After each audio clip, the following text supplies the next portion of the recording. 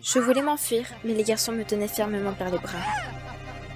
Non, laissez-moi partir. J'ai essayé de me libérer, mais en vain. Ils ont crié que maintenant je leur appartenais, qu'ils m'appartenaient, pour toujours. J'ai récemment été transférée dans un nouvel internat, l'un des meilleurs du pays. Je rêvais de me faire des amis, mais tout le monde dans la classe était déjà reparti en clique. Et au lieu de m'accepter un par un, mes camarades de classe ont commencé à se moquer de mes cheveux. Oui, mes cheveux étaient rouges bouffants. Mais ce n'était pas une raison pour m'insulter. S'il n'y avait pas eu Dean, je ne sais pas comment j'aurais fait face. Lui et moi nous connaissions depuis le CP. Il avait aussi déménagé dans cette ville avec ses parents. Nous nous sommes toujours amusés ensemble. Il a même essayé de me draguer une fois, mais j'ai fermement déclaré que nous étions amis. Ce n'était pas le cas de Pedro.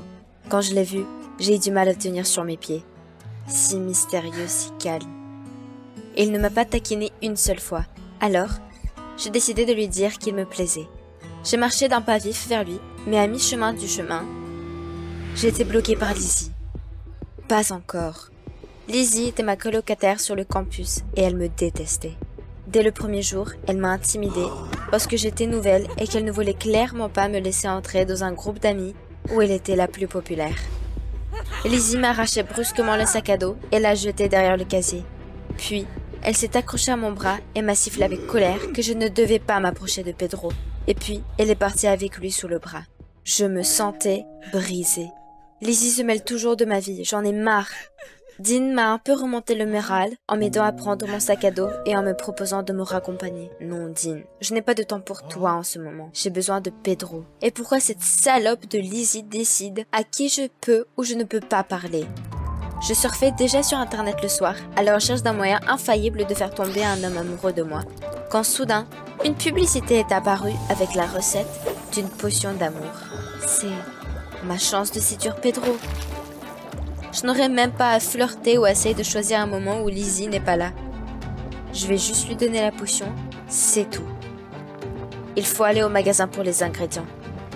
J'ai préparé la potion toute la nuit, en essayant d'être aussi silencieuse que possible pour ne pas réveiller Lizzie. Le matin, il est enfin sorti. J'ai immédiatement versé la potion dans une bouteille d'eau. Je l'ai donnée à Pedro pendant sa leçon à la piscine. Mais déjà là, alors que je marchais avec une bouteille ouverte vers Pedro qui nageait près de la planche, Lizzie m'a fait trébucher. Instantanément, je suis tombée par terre, laissant tomber la bouteille dans la piscine où toute la classe nageait. Merde. Puis, mon entraîneur m'a crié de me dépêcher et de nager le 100 mètres avec les autres. J'ai hoché la tête et j'ai grimpé dans la piscine quand soudain les gars m'ont soulevé et porté au-dessus de l'eau. J'étais désemparée alors que j'essayais de m'éloigner. L'entraîneur criait et les gars répondaient qu'ils étaient fous de moi. J'ai lutté pour me libérer de leur emprise et j'ai couru dans le hall. Qu'est-ce que ça veut dire? Je ne comprends pas. Mais Pedro s'est approché de moi et m'a demandé en souriant si je voulais déjeuner avec lui. J'ai basculé. Bien sûr que oui. Pedro a répondu avec un enthousiasme de chiot que c'est pour lui la récompense ultime. Et j'étais folle de joie. La potion avait-elle fonctionné? Nous sommes allés déjeuner ensemble. Je me suis assise à côté de Pedro et je me réjouissais déjà de l'agréable moment que nous allions passer quand soudain un autre type a commencé à tirer Pedro par le bras. Puis d'autres gars se sont approchés de nous et chacun voulait s'asseoir avec moi. Puis l'un d'eux n'en pouvait plus et a jeté la purée au visage de l'autre. Et puis, ça a commencé. Tout le monde se jetait de la nourriture à la figure. J'ai essayé de les arrêter. Mais au lieu de cela, je me suis trouvée au milieu. De la purée sur ma tête et de la sauce salade sur mon visage. Je me suis rendu compte que le sort semblait avoir fonctionné sur tout le monde dans la piscine. Soudain, le directeur entra dans la cantine. Tout le monde se figea. Il nous a jeté un regard sévère et a demandé qui était le coupable. Les gars m'ont immédiatement montré du doigt et ont dit d'un ton rêveur « Tout pour elle ». Le directeur s'est mis en colère et m'a dit de venir à l'école demain avec mes parents. Après cela, il est parti. Oh merde. Je me suis précipitée hors de la cantine, mais mes camarades de classe m'ont entourée dans les escaliers et m'ont montré le portrait d'une fille aux jambes tordues et inclinées. Cela ne me ressemble pas du tout, mais le gars a crié que je lui brisais le cœur. Il est prêt à peindre un nouveau portrait pour moi, pour de vrai. Je voulais partir, mais les garçons m'ont serré fort pendant que ce demi-artiste dessinait quelque chose. Ils ont créé que je leur appartenais maintenant. Et ils m'appartenaient. Pour toujours. J'ai alors vu Pedro, il se tenait sur le côté. et je lui ai immédiatement demandé de m'aider. Mais Pedro s'est contenté de rire et de me serrer les mains. Cette potion le rendait fou. Puis quelqu'un a crié au garçon de me laisser partir. Et la seconde d'après, il m'a arraché de leur emprise. Dean, on s'est tenu la main et on s'est éloigné de nos camarades de classe ensemble. C'est seulement dans le couloir que Dean a ralenti. Il a dit qu'il avait quelque chose à me dire. En rougissant, il a lâché qu'il était toujours amoureux de moi. Oh non, un autre enchanté. J'ai repoussé Dean et j'ai couru dehors.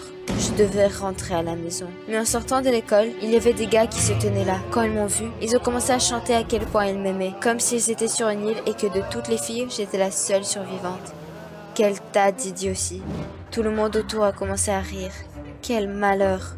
Lorsque je suis rentrée chez moi, je me suis enfermée dans ma chambre et j'ai immédiatement essayé de trouver une recette d'antidote sur internet, mais en vain. Que faire? Je ne peux pas me cacher éternellement. Puis j'ai entendu des bruits étranges sous la fenêtre. J'ai marché lentement jusqu'à elle et... oh mon Dieu, mon camarade de classe grimpait dans la cheminée en criant qu'on était faits l'un pour l'autre. J'ai claqué la fenêtre, mon cœur s'emballant. Merde, quand est-ce que ça va finir? Je ne voulais plus d'amour, juste la tranquillité d'esprit. Je voyais des gars par la fenêtre la nuit. Élisier était au téléphone toute la nuit. Et elle est partie à l'aube. Et juste après qu'il soit parti, quelqu'un a frappé. Je regardais prudemment par le Judas. Dean était là. Pars, je ne te laisserai pas entrer. Mais alors Dean a créé qu'il n'était pas possédé. Et personne n'était sous le charme. C'était une farce orchestrée par Lydie. Elle m'a vu faire une potion dans la chambre. Alors elle s'était moquée de moi et elle avait convaincu les garçons de le faire. Lizzie a proposé à Dean d'y participer en offrant son amitié et ses relations en échange. Mais il a refusé. J'ai reniflé et ouvert la porte, mais j'étais toujours sur mes gardes. Ce n'est pas possible, car Pedro était certainement fasciné. Il m'appelait à déjeuner et m'a tenu avec tous les autres pendant que le portrait était peint. Mais ensuite, Dean a baissé les yeux et a soupiré. Pedro a été le premier à soutenir le plan de Lydie. C'est lui qui avait eu l'idée de la farce de la nourriture. Pedro, comment as-tu pu faire ça? Dean a dit qu'il ne plaisantait pas en me déclarant son amour. Mes joues ont flambé. Dean, tu as le temps de dire ça. On doit s'occuper de Lydie. Il s'est avéré qu'elle et les garçons allaient finir leur face aujourd'hui et jeter de la peinture sur moi pour se moquer de moi devant toute l'école. Ça m'a rendue furieuse. Pas question. Le lendemain, nous avons entrepris de nous venger. Je me suis cachée près des vestiaires et j'ai attendu que toutes les filles, sauf Lydie, sortent. C'est alors que j'ai fait signe à Dean. Il a immédiatement dit aux garçons que j'étais seule dans le vestiaire. Il était temps d'agir et a éteint les lumières. Les garçons ont couru en criant « Accepte les cadeaux de notre empreinte d'amour !» et ont versé la peinture sur la fille qui se tenait là. Après un cri de colère, les lumières se sont allumées et tout le monde a vu une Lizzie échevelée. Puis j'ai surgi de derrière la couverture et j'ai souri. C'était une bonne farce. Lizzie s'est mise à crier que je serais seule pour toujours. Et que personne ne parlerait après ça, c'est sûr. J'ai rigolé. Je préfère être seule que d'entrer avec des pourris comme vous et votre bande. Je suis sortie de l'école avec Dean. J'ai fini par comprendre qu'aucune personne de la compagnie de Lydie ne méritait mon attention. Et le seul à qui il fallait faire confiance était Dean. Le soir, nous avons convenu de nous revoir pour une discussion à cœur ouvert. Et comment je n'avais pas remarqué avant combien Dean est honnête et noble. Parfois, dans la poursuite de quelque chose d'inaccessible, nous négligeons le bonheur qui est toujours devant nous. Vous avez aimé la vidéo? Abonnez-vous, mettez un like et soutenez la chaîne. Merci. J'ai couru dans la chambre d'hôpital de ma sœur. Elle a eu une autre crise cardiaque et elle était assise et limait ses ongles. Sœurette, ça va? Claire était très heureuse et m'a rapidement dit qu'elle avait une tâche pour moi. Tout ce que tu veux et je laissais échapper. Mais je l'ai immédiatement regretté. Claire m'a demandé de prendre sa place à la réunion avec son fiancé, car nous étions jumelles. Tu es folle? Je n'irai nulle part avec cet imbécile impétueux. Claire a immédiatement serré son cœur et s'est mise à pleurer. Ce soir, elle avait une réunion importante avec le père de Bruce, Monsieur Wayne. Si tout se passait bien, Bruce ferait sa demande à Claire. Il ne me restait plus qu'à prendre sa place pendant que la vraie Claire était à l'hôpital. Eh bien non. Claire a supplié, son traitement était très coûteux et nos parents étaient sur le point de perdre la maison pour dette. Après avoir épousé le riche Bruce, nous aurions une fortune. Tu ne veux pas aider ta famille? demanda Claire avec défi. Bien sûr, je ferai n'importe quoi pour la famille. Ma sœur m'a interrompu et a commencé à me donner des instructions sur la façon de me comporter. Et elle m'a envoyé me changer. Bruce sera chez nous dans 1 heure, tu dois être superbe. Une fois de plus, j'ai suivi la voie de ma sœur et je me suis lancée dans l'aventure. Elle me donne toujours des ordres comme un adulte, même si elle était née que 3 minutes avant moi. Comment allais-je jouer Claire? De toute façon, elle était glamour et sûre d'elle, et j'étais maladroite. Jane, tout court. Comment allais-je pouvoir égaler son petit ami plein d'entrain? Mais je n'ai pas pu faire grand-chose. Maintenant, je ne devais surtout pas me planter pour aider la famille. J'ai couru à la maison aussi vite que possible, et juste au moment où je mettais ma robe, la voiture de luxe de Bruce est apparue sous les fenêtres. J'avais peur qu'il comprenne rapidement tout, mais Bruce n'a pas semblé le remarquer et n'a pas cessé de me serrer dans ses bras. Je ne le supporte pas. Il m'a donné des instructions sur la façon de me comporter pendant tout le trajet. Merci, on m'a déjà tout dit. Mais tais-toi enfin. Lorsque nous sommes arrivés au manoir, Monsieur Wayne se tenait à l'entrée, jurant horriblement contre le jardinier. Oui, j'aurais certainement du mal. J'ai exhalé et forcé un sourire. Je devais être claire. Je me dirigeais vers Monsieur Wayne quand j'ai soudain trébuché sur une statue dans le jardin. Je suis tombée par terre. Et Monsieur Wayne s'est immédiatement précipité vers la statue. Bon sang, le bras est tombé. Pendant que Bruce m'aidait à me relever, son père me grondait. Comment pouvais-je être aussi maladroite et inattentive? Bruce m'a présenté à son père et a essayé de détendre la situation en faisant une blague gênante, disant que je pouvais être maladroite mais que j'étais une personne vivante, pas une statue. Son père, essayant de changer de sujet, m'a demandé comment s'était passé l'événement d'hier.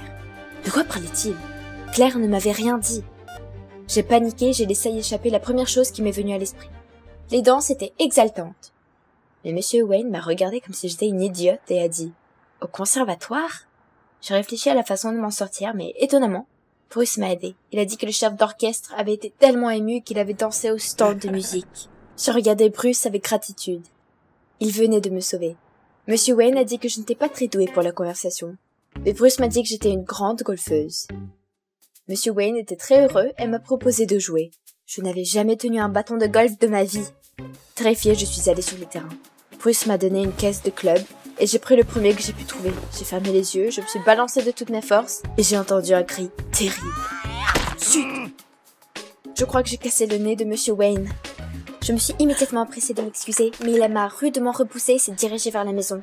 Je voulais crier de désespoir. J'avais tout gâché. Maintenant, Monsieur Wayne ne laisserait jamais Claire épouser son fils. Je me demandais quoi dire à Claire quand Bruce est venu me voir. J'ai attendu sa colère, mais il s'est contenté de rire. Super court en fait. Je n'ai pas pu m'empêcher de sourire aussi. Waouh! Bruce n'était pas si ennuyeux. Puis, le majordome nous a appelés à dîner.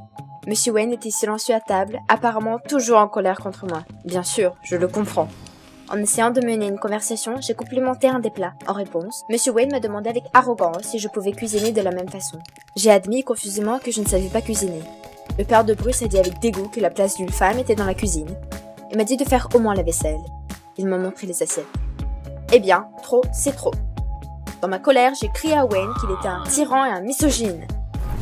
Wayne est devenu violet de colère et m'a dit de partir. Oh mon Dieu, qu'est-ce que j'ai fait? Qu'est-ce qui va arriver à Claire maintenant? J'ai quitté le manoir en larmes. Bruce m'a rattrapé à la porte. Il m'a dit sèchement qu'on devait partir. J'ai essayé de m'excuser, mais Bruce m'a coupé la parole. Nous avons pris l'autoroute, puis Bruce a pris un virage serré dans les bois. Il faisait déjà nuit et j'étais remplie de peur. Allait-il me tuer là-bas? J'ai essayé de demander à Bruce où nous allons, mais il n'a rien dit. Soudain, nous nous sommes arrêtés. Mon cœur battait la chamade. Prudemment, j'ai ouvert la porte et je suis sortie de la voiture. Et soudain, une vue fantastique de la ville s'est ouverte devant moi. Comme c'était beau. Puis Bruce a dit qu'il n'y avait pas de meilleur endroit pour... Il a fait une pause. Pourquoi? Bruce s'est mis à genoux et a sorti la bague de sa poche. Il a dit que j'étais la fille la plus courageuse qu'il ait jamais rencontrée. Son père n'a pas eu d'autorité pendant longtemps. Il n'était jamais content de rien. Donc même si son père n'approuvait pas notre mariage, Bruce voulait quand même m'épouser. J'étais une fille merveilleusement honnête. Quoi? On n'avait jamais dit de tels mots. Alors je l'ai fait. Ma sœur Claire allait bientôt se rétablir et mes parents auraient toujours leur maison. Oui, bien sûr, je suis d'accord. Et puis Bruce m'a embrassée. Quoi? Je ne m'attendais pas à ça, j'ai même essayé d'esquiver au début, mais ensuite, je me suis détendue, je me suis laissée aller aux sentiments. Je voulais que ce baiser dure pour toujours. Nous avons regardé le coucher du soleil pendant un moment encore, puis nous sommes retournés en ville. Je ne voulais pas du tout rentrer chez moi, alors nous sommes allés nous promener dans les vieilles rues. Bruce m'a dit des choses intéressantes sur les maisons. Il en savait beaucoup sur l'architecture. J'aimais de plus en plus Bruce. Je ne savais pas qu'il pouvait être si intéressant. Bruce m'a ramené chez moi au petit matin. Nous nous sommes embrassés à nouveau et ravis, je suis entrée en courant à la maison. Et je suis tombée sur Claire. Elle allait mieux et elle avait déjà été renvoyée chez elle. Merde, j'avais oublié ma sœur. Alors maintenant, je suis la mariée? Demanda-t-elle d'un ton sec. Je me suis souvenue de mon baiser avec Bruce et j'ai rougi, incapable de répondre. Puis Claire a remarqué la bague. Oh, des diamants! S'exclama-t-elle joyeusement. Et sans cérémonie, il m'a retiré la bague du doigt. Claire a dit en souriant qu'elle était satisfaite de moi. Pour une fois, je n'ai pas foiré. Mais pour la suite, elle se débrouillera toute seule. La semaine suivante, Claire était occupée à préparer le mariage. Il a été décidé que la célébration du mariage aurait lieu dans 1 mois. Je n'arrêtais pas de penser à Bruce. D'une part, je me sentais coupable de l'avoir trompé. D'autre part, je ne pouvais pas croire que j'avais été si heureuse avec lui cette nuit-là. Juste quand je pensais que je commençais à oublier, Claire l'a emmené rencontrer nos parents. J'étais terrifiée. J'ai dû rester dans ma chambre toute la soirée. Même si Bruce connaissait l'existence de sa sœur jumelle, Claire m'avait dit de rester à l'écart.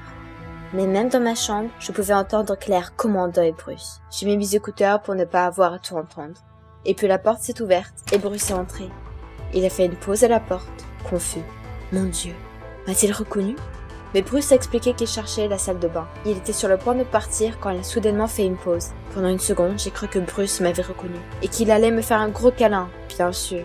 Rêve donc. Mais au lieu de cela, Bruce a dit qu'il était heureux de me rencontrer et qu'il espérait me voir au mariage. Je souffrais beaucoup, mais j'ai accepté en retenant mes larmes. Il était temps de comprendre que Bruce ne m'aimait pas, mais ma sœur.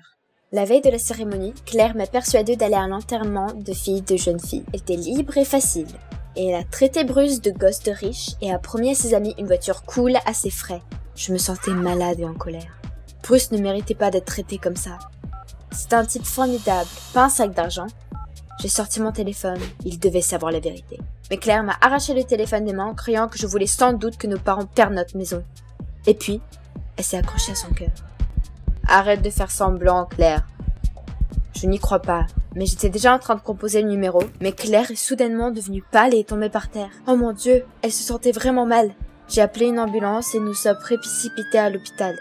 Les médecins examinaient Claire et je n'arrêtais pas de marcher dans le couloir. Et puis le médecin est sorti. Enfin, il était inquiet. Il m'a dit qu'en raison des fréquentes attaques, le cœur de Claire était très usé et qu'il devait subir une opération coûteuse ou que la prochaine fois, la valve cardiaque pourrait défaillir. Oh mon Dieu! J'ai couru vers le pavillon. Avec ses dernières forces, Claire m'a appelé, me disant pour la première fois que j'étais sa sœur préférée. Elle m'a supplié de la remplacer au mariage. J'étais déchirée entre ma douleur pour ma sœur et mes sentiments pour Bruce. Mes émotions m'ont submergée, alors sans répondre, j'ai couru hors de la pièce. Et j'étais là, debout devant l'autel, dans une magnifique robe de mariée. Bruce était là, si beau, si désirable, et maintenant, si inaccessible. Quelques minutes de plus et je serais le mari de Claire.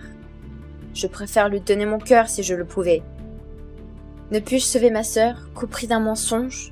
Le prêtre a commencé à parler du véritable amour, et j'ai réalisé que je ne pouvais pas tromper Bruce comme ça. « Arrêtez !» je criais. Le prêtre s'est figé dans la crédulité, et les invités ont commencé à changer des regards. J'ai jeté mon voile et j'ai tout dit à Bruce, que Claire était à l'hôpital et que j'étais Jane, sa sœur. Et puis, à la réunion avec ce père, ce n'était pas Claire non plus, mais moi.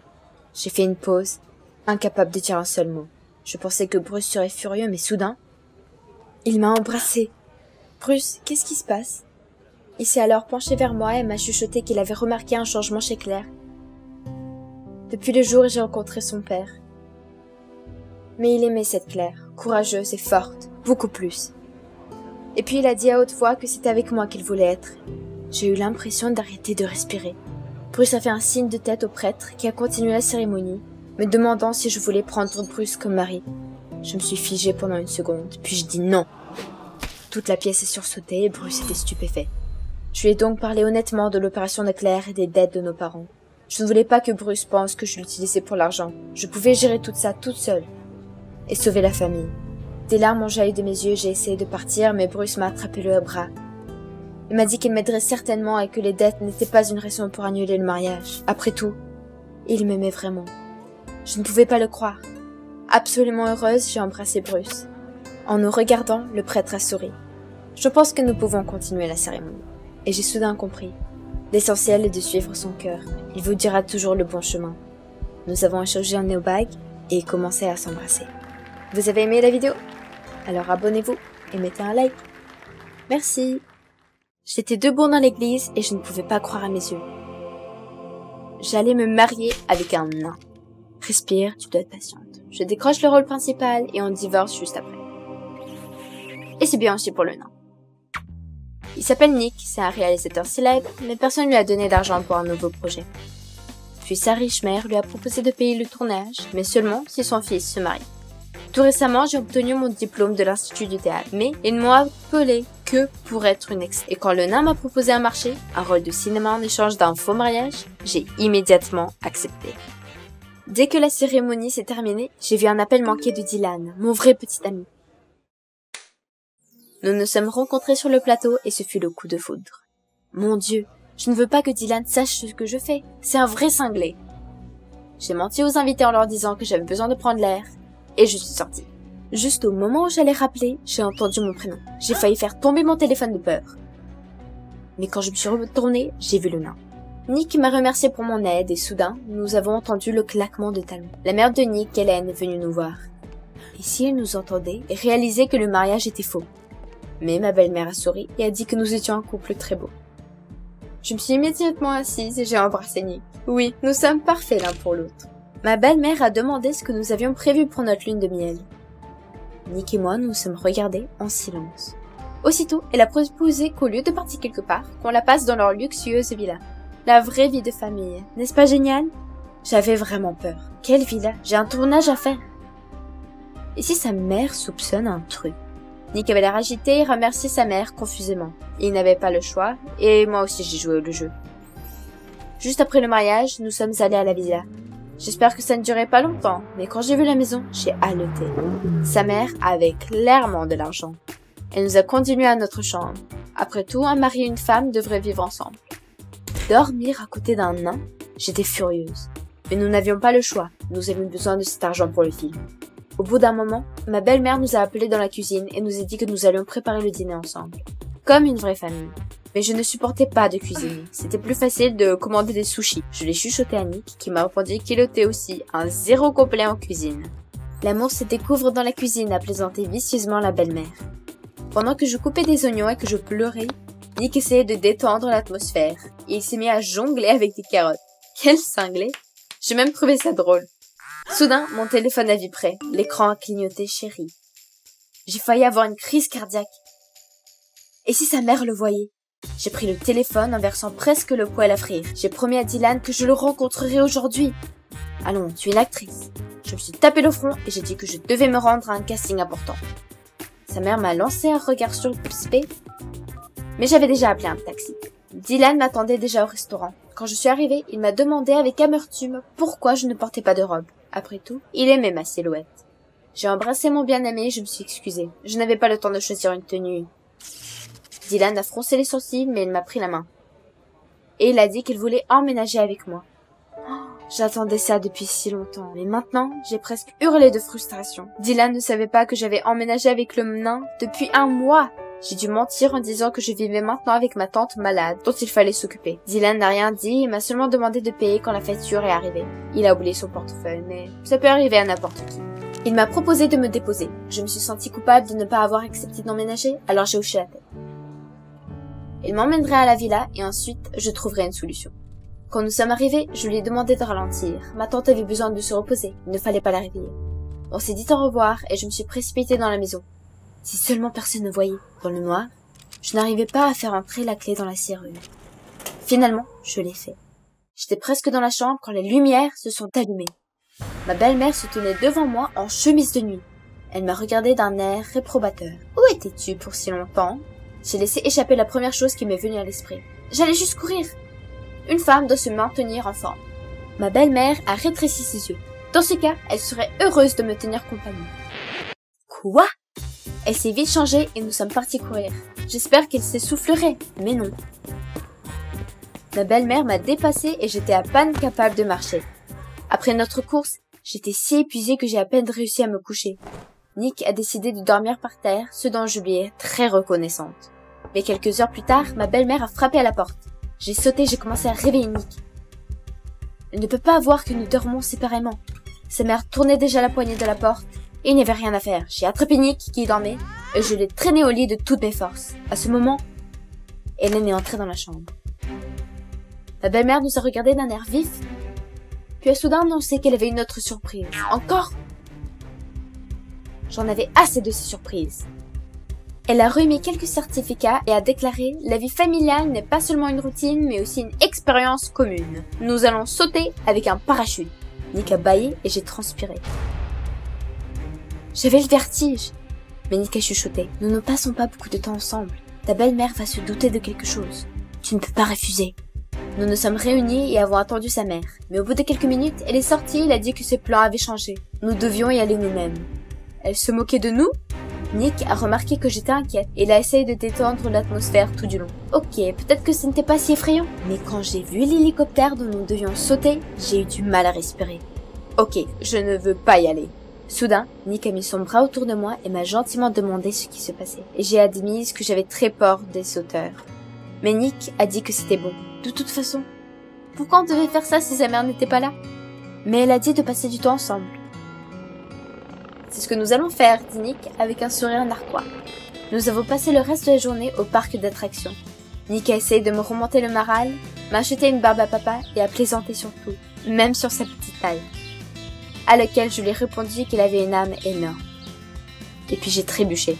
Avant, l'apparence de Nick me répugnait, mais aujourd'hui, je n'y pense plus. Il s'est avéré qu'il était attentionné, gentil, qu'il avait beaucoup de choses à dire. Quand nous sommes rentrés à la maison en riant, j'ai même cru que ma belle-mère souriait à notre vue. Le soir, nous avons longuement discuté. Et puis Nick a dit qu'il s'amusait avec moi, mais qu'il se sentait seul. C'est compréhensible, je suis un nain, s'est poursuivi. Mais j'ai protesté. Ce n'est pas les questions, je me sens aussi souvent triste. Mais tout va bien avec ma stature. Et je me suis demandé, pourquoi je dis cela? J'ai un petit ami, Dylan. Mais j'ai réalisé que nous n'avions jamais eu une conversation à cœur ouverte avec lui comme ça. Cette pensée m'a terrifiée. J'ai dit bonne nuit à Nick et je me suis retournée vers le mur. Le lendemain, Nick et moi sommes allés faire des courses pour le compte de sa mère. Et quand nous sommes revenus, ma mâchoire a failli tomber. Ma belle-mère était assise avec Dylan en train de boire du thé. Mais qu'est-ce qui se passe? Je ne comprenais pas, mais Dylan est venu vers moi, a mis son bras autour de moi et m'a dit qu'il était très heureux de rencontrer ma tante. Puis il m'a embrassé sur la joue et a ajouté « Je te souhaite, nain, de trouver une fille comme ma beauté. » Ce fut un échec. Je regardais ma belle-mère avec horreur. Elle m'a dit de sortir de là avec mon petit ami. Nick était silencieux. Les larmes ont commencé à monter dans mes yeux. J'étais si près de pleurer et Dylan ne savait toujours pas ce qui s'était passé. Dans la rue, il m'a dit que ma famille se calmerait bientôt et que nous pourrions déménager. Et que nous n'aurions même pas payé de loyer.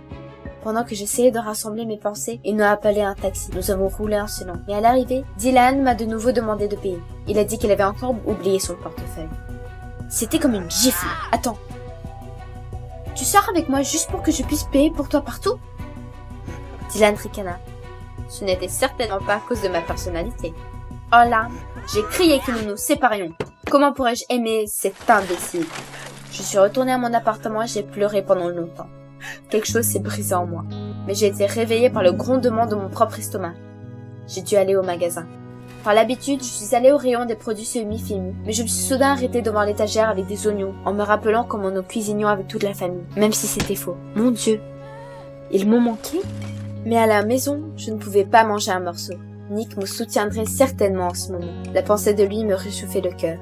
Pourquoi est-ce que je pensais tant à lui? Puis, mon téléphone a vibré. C'était Nick. J'ai décroché le téléphone et j'étais sur le point de m'excuser lorsqu'il m'a informé avec empressement que ma belle-mère était à l'hôpital. J'ai sauté. Que s'est-il passé? Nick a murmuré qu'elle avait un problème cardiaque, que son dernier souhait était de me voir. Je n'avais pas le temps de réfléchir, alors je me suis précipitée à l'hôpital. Ma belle-mère était inconsciente et Nick était assis près de son lit, l'air triste. Il m'a regardé et m'a dit avec un sourire triste qu'il était désolé que cela soit terminé ainsi. Nous étions une famille heureuse, mais pas une vraie famille. Mais il me comprenait. J'avais un petit ami, normal. Pas un nain. Une grosseur s'est levée dans ma gorge. Je suis désolée, c'est de ma faute. Nick, tu sais, si on pouvait recommencer à zéro, ce serait tout différent. Il allait dire quelque chose, mais ensuite, ma belle-mère a bougé. Nous avons sauté par surprise. Et elle a souri et s'est joyeusement relevée du lit. Mais qu'est-ce qui se passe? Sa mère arrive. Puisque tout le monde était là, il n'y avait pas besoin de rester à l'hôpital. Nous rentrions tous à la maison. Nick et moi, nous nous sommes regardés sans rien dire.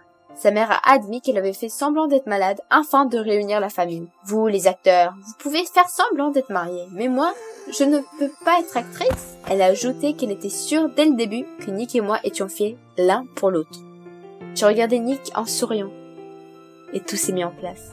Je rentrais à la maison, je me suis sentie heureuse pour la première fois depuis longtemps. J'avais une famille, un foyer et un vrai mari qui avait vraiment besoin de moi.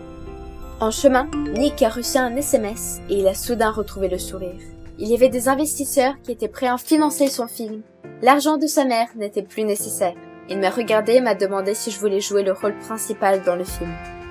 J'étais heureuse, mais après avoir réfléchi, j'ai dit que j'irais au casting, comme tout le monde, et j'ai fait un clin d'œil. Si notre famille n'a rien contre une femme qui travaille. Mais ce n'est pas le rôle qui m'a rendue heureuse ce soir-là. Je regardais Nick et j'ai vu non pas comme un nain effrayant, mais comme un être aimé. Il s'est avéré que les regards peuvent souvent être trompeurs. Mais maintenant, je ne t'ai définitivement pas dû.